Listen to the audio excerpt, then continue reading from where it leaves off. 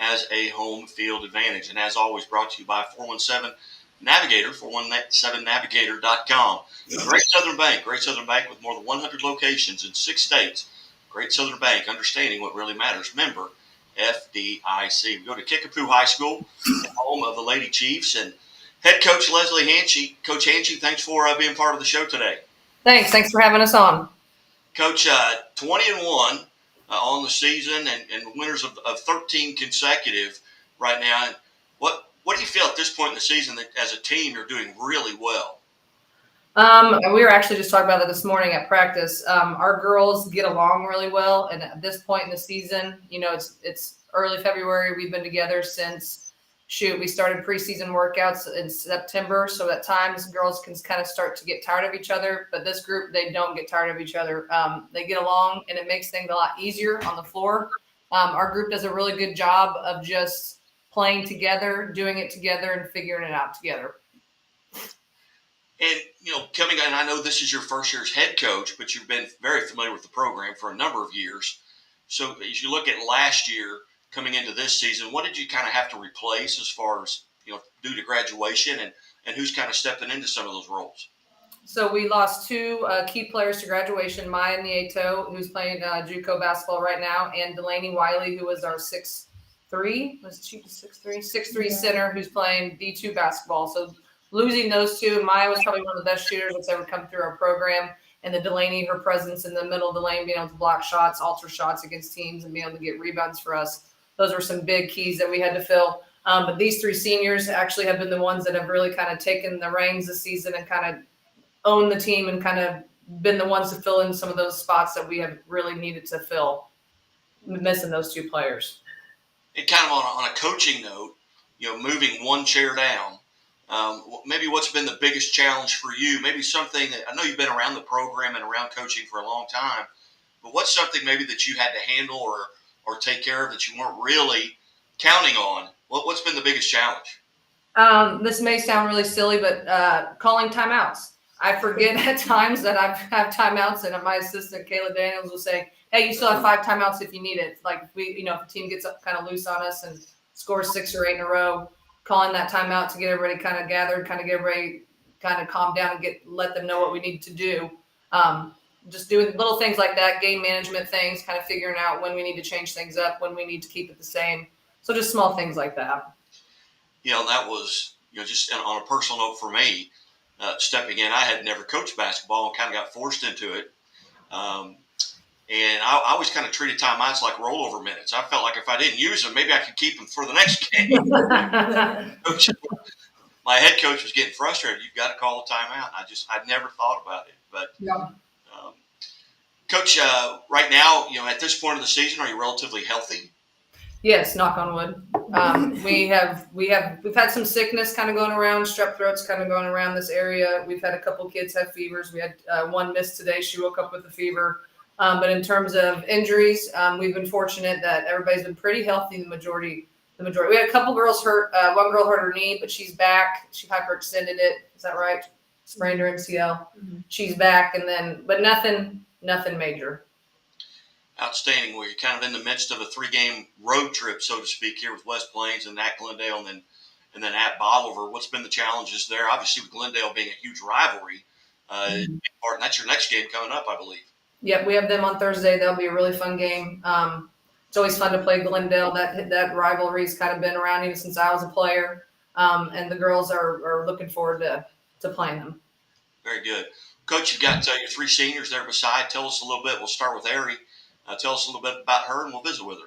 We got Ari Mosley. She's a senior. She has committed to go play basketball at St. Mary's in Kansas next year. She is the fastest player on our team when she wants to be. She can cause a lot of chaos for us on defense whenever we need to get to the rim. She's the one that does it for us. She is the one she's like our little spark plug. So some days she's my favorite, and some days I feel like I'm getting a lot of gray hair. Ari, how are you today? I'm good. How are you?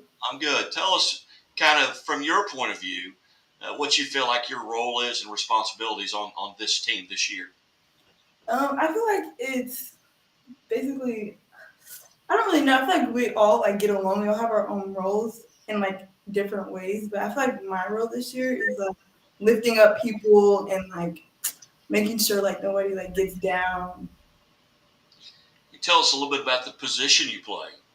I'm a point guard. Mhm. I make things happen on the court, I guess. So you like having the ball in your hands. Yeah, Yeah, she does. Do you like to get up and down the floor as quick as possible? Is that kind of your MO?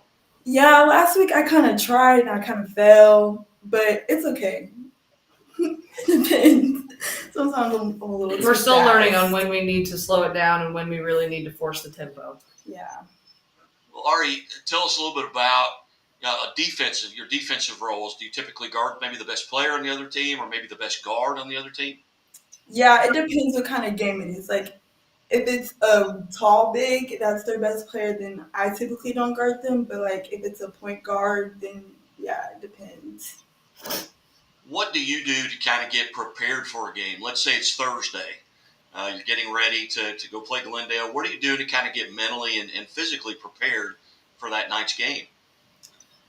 Well, I feel like I just like worry about the game the whole day, just like walk in, and then when we have our like pregame warm up, we like listen to music and we get like all locked in together.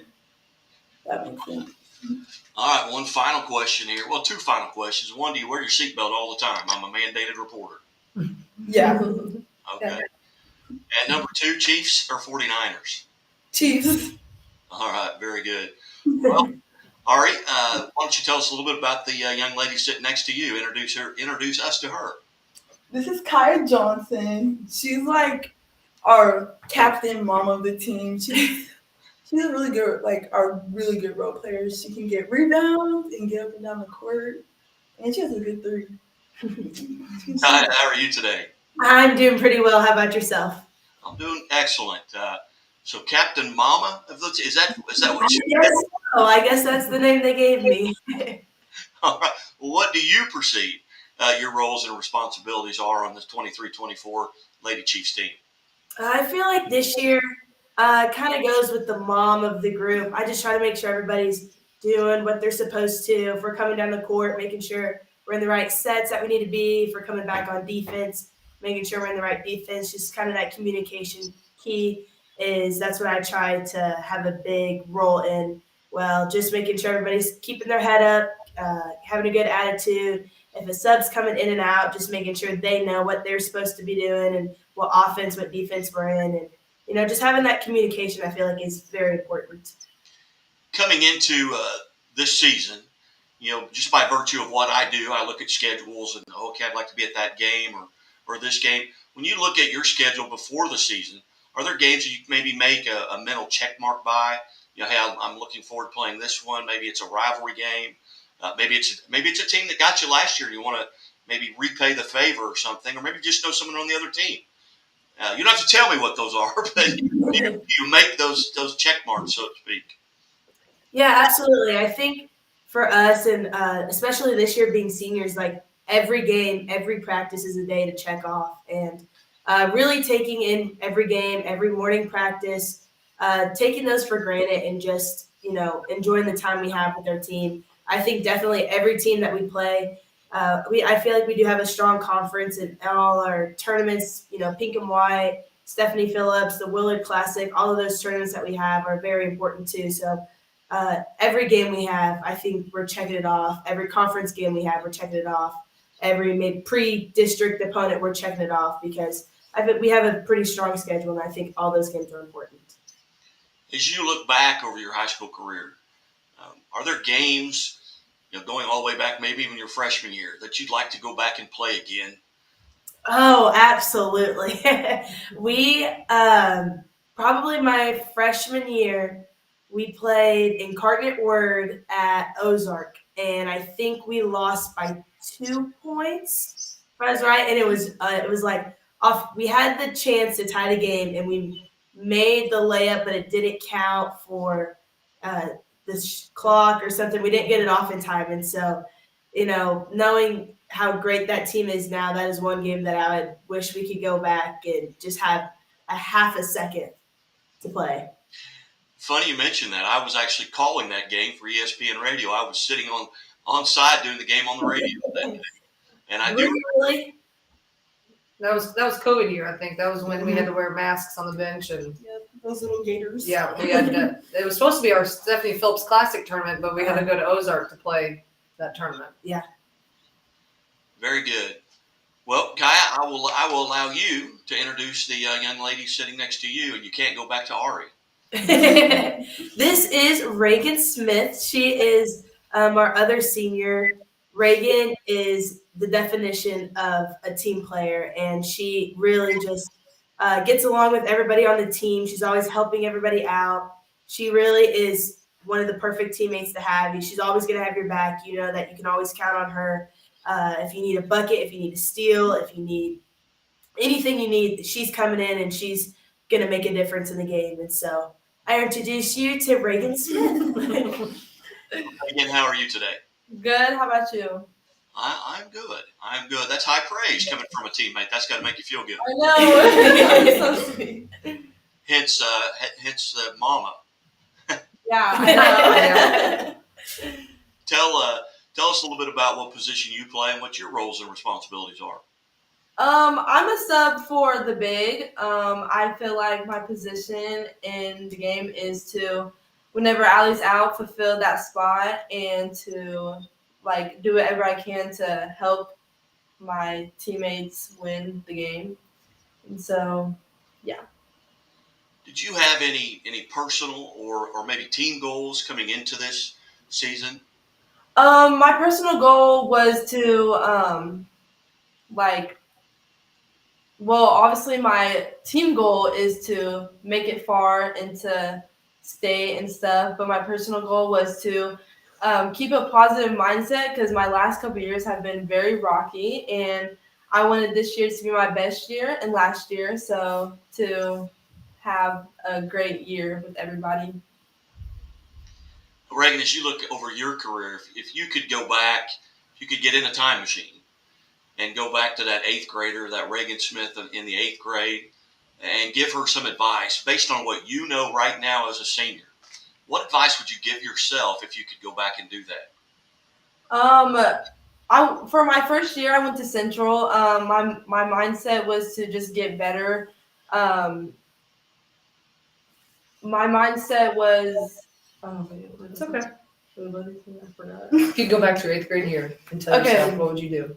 I would just tell myself to not take anything for granted because I can't even tell you my last couple of years of basketball because I forgot. I haven't really processed basketball in general. But this year, I would just tell myself to keep going hard, to keep playing, to every workout counts, never skip out on anything, and to always make sure you're going hard in practice and never give a lot of attitude. Yes. Very good. Well, what do you do to kind of get prepared for a game? Let's say it's Thursday. You're getting ready to make that little short drive over to Glendale. What are you doing to get mentally and physically prepared? Okay, so I have this food that I eat before every game day, orange chicken. I don't know why that started. That's just kind of my routine. But when I wake up, I get everything together. I go to school, and before the game, we all kind of listen to music, and we talk. We have a good time on the bus before we get there. But then when we get there, it's business, and we try not to play around a lot, but when we get there, we're locked in and we listen to music and we just kind of hype each other up and everything. And then Coach gives our game day talk, and that kind of hypes us up too, as well. All right. Do you always wear your seatbelt? Yes. Yes. Chiefs or 49ers? Chiefs. A little bit of hesitation there. I know because my family's 49ers, but I thought your mom's a Chiefs fan. no, well, my brother and 49ers, never the Chiefs. It's always against the Chiefs because they hate the Chiefs. But very good. Well, ladies, again, congratulations on a tremendous start to the season, and about 80% of it's gone. Got 5 regular season games left. It's going pretty fast. Coach, tell us a little bit, what do you do to kind of get prepared for a game? I take a game day nap. I always make sure the girls have got to school on time. That's kind of the first thing I do is I call our athletic director or text them to make sure everybody was at school on time. I teach adapted PE throughout the day, get a nap in when I can, and then I'm at school pretty early. It depends if it's an away game or a home game, but just making sure everything's where it needs to be and making sure everybody's loose and just reminding the girls that it's just another game. No matter who it is, it's just another game. Don't get too high. Don't get too low. Just do you, and we'll be all right. Well, they obviously look like they're having fun. I hope so. Are you having fun? My face, but maybe when they leave here, they may change their mind. Are you having fun, Coach? I'm having this has probably been the best year of basketball I've ever had. Very good. Well, ladies, again, congratulations on a great start. We'll be following you here through the rest of the way, and go ahead and make a big long run, and we'll bring you back on.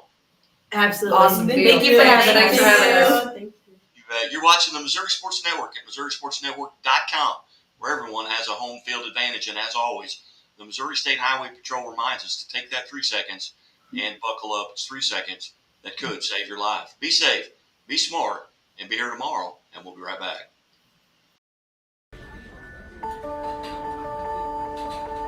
Imagine a bank that goes where you go, creating seamless solutions for every step in your financial journey, allowing you to manage your money the way you want to, with a banking relationship that makes every day extraordinary. Imagine a world full of possibilities, always within reach. Central Bank. We do banking better.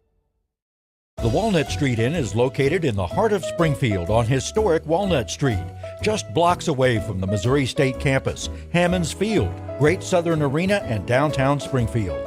The Walnut Street Inn features newly remodeled rooms, breakfast served daily, and a friendly, accommodating staff. The Walnut Street Inn is also a great venue for private events. Book your stay or get more information at walnutstreetinn.com or call 417-864-6346.